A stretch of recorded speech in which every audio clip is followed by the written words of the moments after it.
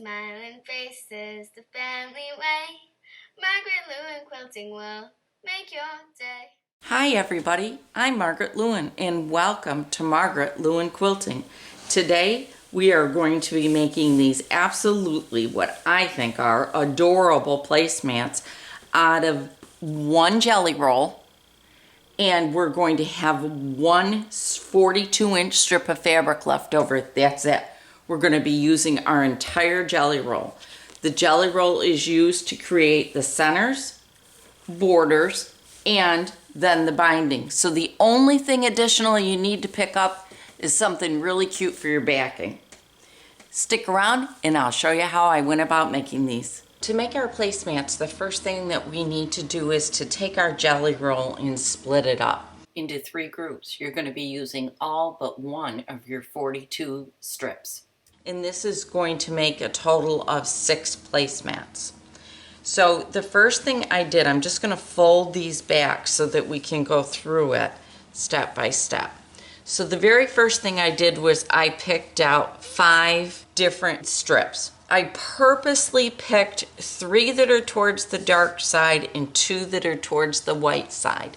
And when I start to put them together, you'll see why I did this. So these are my actual placemats. The next thing that we needed to do was to pick out 4 that are going to be our border that's going to surround our placemats.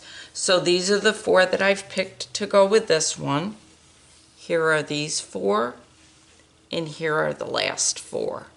All right. So we've got our placemat centers, our placemat borders. These 4 are going to be our binding for this one.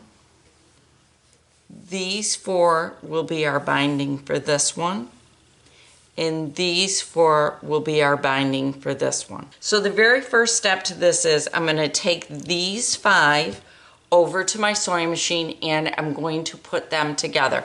I'm going to sew from the top to the bottom and get them all put together. I've gotten my strip sewn together and I now have a piece of fabric that is 42 inches long by 10.5 inches high. So what I'm going to do is first square up one end of it, and I'll simply do that by laying my piece on my cutting table, making sure that it's good and straight. I'll take a straight edge ruler and I'll use my cutting mat to make sure I'm good and square, and I will just cut off one end so that I start with a nice straight edge. The purposes of this is I want to remove all the little pieces of selvage. So I'll get rid of those. I'm going to switch to my large Creative Grids ruler only because it will make it very easy for me to make sure that I'm straight and square and all of those things. So what I'm going to do is just take my large ruler. I'm going to slide it down to 16 inches. I will use another reference point such as this just to make sure that I am straight, and another reference point up here, and I will just cut it.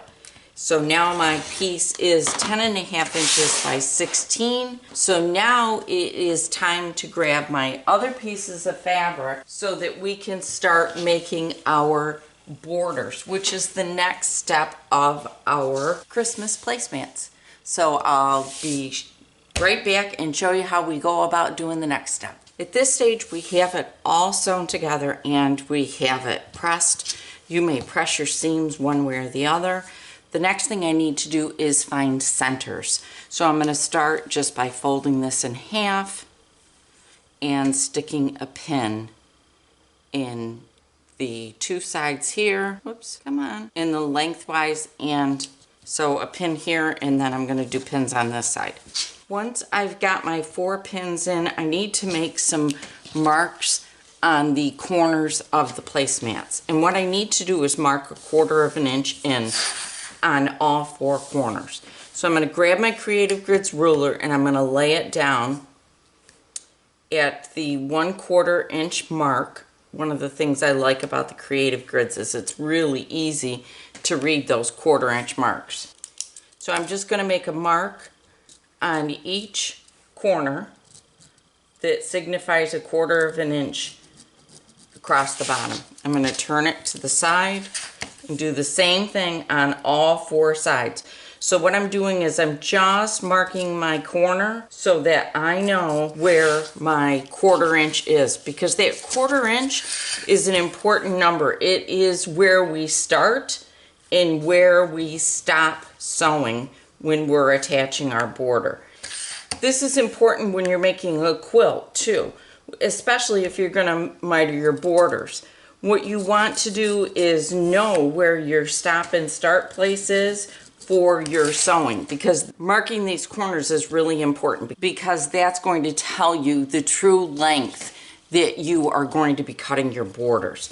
So the next thing I'm going to do is grab the fabrics that I've set for my border pieces, and I'm going to do the following. I'm going to first find my centers, and in this instance I do not need to worry about my selvage, but the first thing I'm going to do is find my centers. I'm going to put a pin in it. All right, I'm going to set that just a little bit aside because I need that in just a second. So there's my center. The next thing that I need to do is I need to measure from my pin out to my X on both sides. I'm going to measure from here, from right here to here, and that is 7 3/4. Then I'm going to do the same thing over here, and I'm going to measure from here to here, and again I'm 7 3/4. So the next step of what I need to do is I need to take my border and my ruler, and I am going to measure from this center pin out 7 3/4 inches right here. Okay, on the other side I'm going to do the exact same thing. I'm going to put my ruler, I think I'll do it this way. You know what, I'm going to switch to a flathead pin because that works so much better, because I can set my ruler right on top of it. So there's my flathead pin. All right, I'm going to set my ruler down on top of it at the 7 3/4 mark, and I'm going to mark out to here at 7 3/4. Right. Going to take this, put right sides together,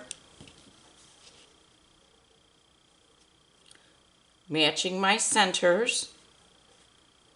Then I'm going to take my pins, and I'm going to put a pin through my first line right here, and I'm going to match it up with the X marks the spot on the back side of it. Right there. Lay my piece down on the table nice and flat. Make sure I'm good and flat, because that's important. And I'm going to put a pin there. I'm going to do the same thing here. And then I'm going to do the exact same thing on the other side.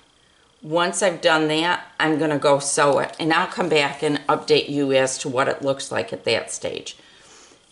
So I'm going to start sewing right here. I'll start sewing right here at my first mark. I'll sew all the way across, and I'm going to stop right here at my second mark. I'm going to sew 1/4 inch seams. So I'll do this border and this border, and then I'll come back to show you the next one. I've sewn my first 2 on. Right. The next thing I need to do are my 2 sides. I'm not going to stop and press it yet. I'm going to wait until I get my 2 end pieces on. So I'm going to take these, and what I'm going to do is just take a pin and kind of pin them back. I'm going to take and make sure that I can get to that 1/4 inch and nothing is in my way. This just makes it a little bit easier when I go to sew, because these are definitely out of my way. Then I'm going to do the exact same process that I did with these, and I'll come back and show you what it looks like when I've got all 4 of my borders on. So I'll be back in just a minute. Here is my placemat. All right, I'm all ready to miter my corners. I have pressed all of my seams out, so I am completely ready to go. So I'm going to take it and I'm going to kind of turn it on an angle for you so you can see this. I'm going to hold this piece, my smaller of my two pieces. I'm going to pick up the other end of it, holding it up, and I'm just going to bring it right over so that my two pieces are lined up perfectly together. There they are. They are just perfectly lined up. Right? Now, if you want to pin these at this point, you absolutely can. I'll put a couple pins in it. And these flathead pins are really nice because it allows me to still lay a ruler on top of it. So here we are. We're all lined up. The next thing I'm going to do is I'm going to pick it up again, and then I'm going to take these two seams that we just pressed towards our binding, and I'm going to press those, I'm going to just finger press them away from the binding or the border. I'm going to just finger press them right away from that border. All right. And then this time I am going to for certain put a pin in it. All right. Now, what I see here is right here is the end of my stitching. It's where I stopped. So now I can take my ruler and my 45-degree line, which I can take it and I can just line it right up. There's my end spot. This is my 45-degree line. I can line that right up and draw a line from where I stop stitching to the end of my border. There's one line, there's one seam. So I'll put a couple pins in that just to hold it together while we do the next ones. So let's do that again. I'm going to lay this back out again flat. All right.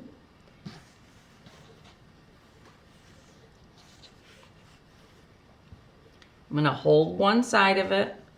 I'm going to pick up the other end of that one, and I'm going to bring those two ends together.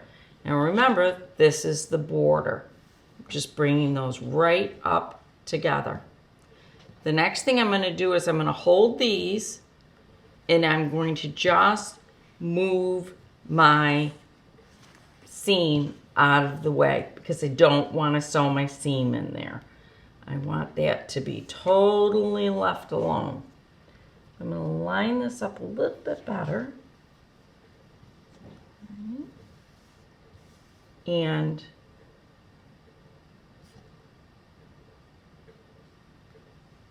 I need to clean those up. Oh, I'm going to skip it. There we go, right there. Line that up.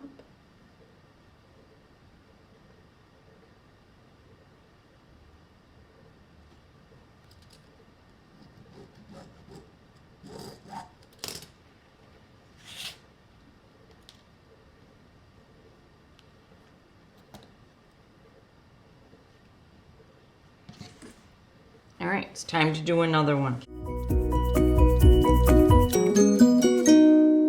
Now when I get to the sewing machine, I'm going to put my needle down right here in this spot. I'm going to stitch right across this line, back stitch, and then cut my thread.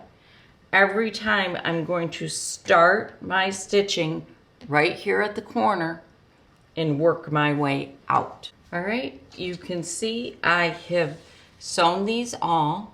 I pressed these seams open just to make it a little bit easier for you to see how I did this. But here is our X marks the spot, and you can see we've got nice close seams there. And if I flip it over, look at how nice my miters came out. I just think this is a beautiful way to add some real pizzazz to something. Now that I have these all done, I'm gonna flip it back over again, and I'm just gonna trim my seams here. That's all. I could do it with a rotary cutter, but it's just as easy to stand here with my scissors and trim these. I don't trim them until I am completely done and happy with it and know that my seams came out the way I wanted them to.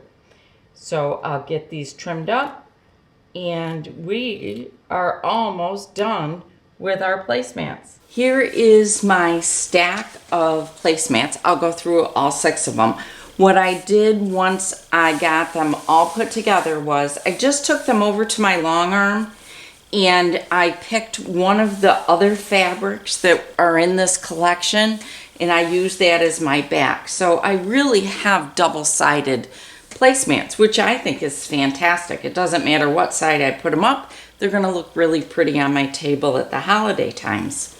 So what I did was I picked a pretty simple quilting pattern.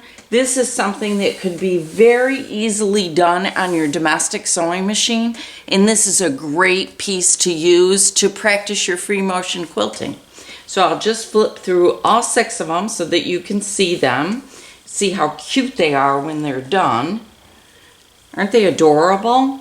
To do the binding, what I did was I attached the binding to the back.